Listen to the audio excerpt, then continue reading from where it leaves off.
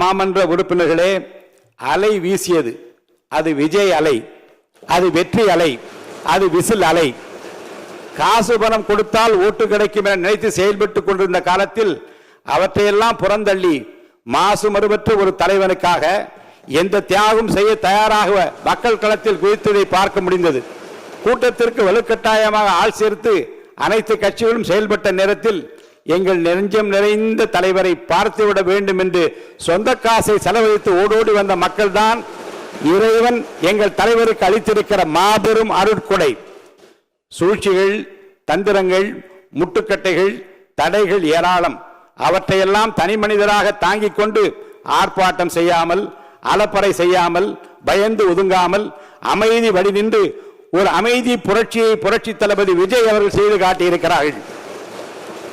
ஆட்சியிலும் பங்கு, அதிகாரத்திலும் பங்கு என்று அறைகோள் விடுத்தும் செவிசாயா நிலையில் இருந்த கட்சிகளின் எண்ணங்களையும் தொடர்ந்து சோர்ந்து போக செய்யும் வகையில் வந்த தேர்தல் கணிப்புகளையும் பொய்யாக்கி கூட்டணி இல்லாமல் தனி மனிதராக மக்களோடு மட்டும் கூட்டணி வைத்து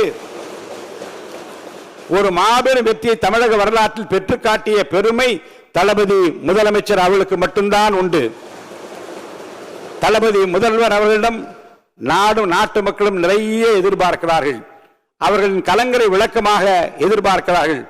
உங்களால் மட்டும்தான் அவர்களை உயர்த்த முடியும். உங்களால் மட்டும்தான் அவர்களை உயர்த்த முடியும். தமிழ்நாட்டுக்கு மட்டுமல்ல, இந்திய துணை கண்டத்திற்கே தாங்கள் வழிகாட்டக்கூடிய நாள் நெருங்கிக் கொண்டிருக்கிறது. தமிழ்நாடு சட்டமன்ற பேரவை என்பது மக்களின் ஏகோபித்த குரல் ஒலிக்கும் உயரிய ஜனநாயக மன்றமாகும்.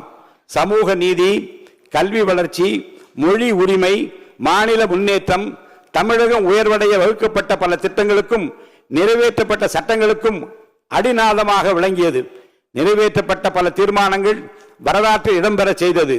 இந்த மாமன்றம் எவ்வளவு பெரிய மனிதர்கள் இந்த அவையை அலங்கரித்துள்ளனர்.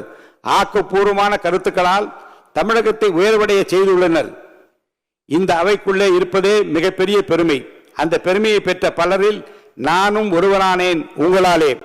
இன்றைக்கும் என் அரசியல் வாழ்வில் பெரும் வைரக்கல்லாக மாண்புமிகு முதலமைச்சர் அவர்கள் இந்த பொறுப்பை எனக்கு வழங்கி இருக்கிறார்கள். எவ்வளவு பெரிய பதவி! நான் சிறியவன். உண்மையிலேயே கண்ணீர் வருகிறது. மிகப்பெரிய கௌரவத்தை எனக்கு வழங்கி நம்முடைய தலைவர் அவர்கள், முதலமைச்சர் அவர்கள் என்னை சிறப்பித்திருக்கிறார்கள். மாண்புமிகு முதலமைச்சர் அவர்களுக்கும் ஒரு மனதாக என்னை தேர்வு செய்து எனக்கு வாழ்த்துறை வழங்கிய அனைவருக்கும் என்னுடைய மனமார்ந்த நன்றியை தெரிவித்துக் கொள்கிறேன்.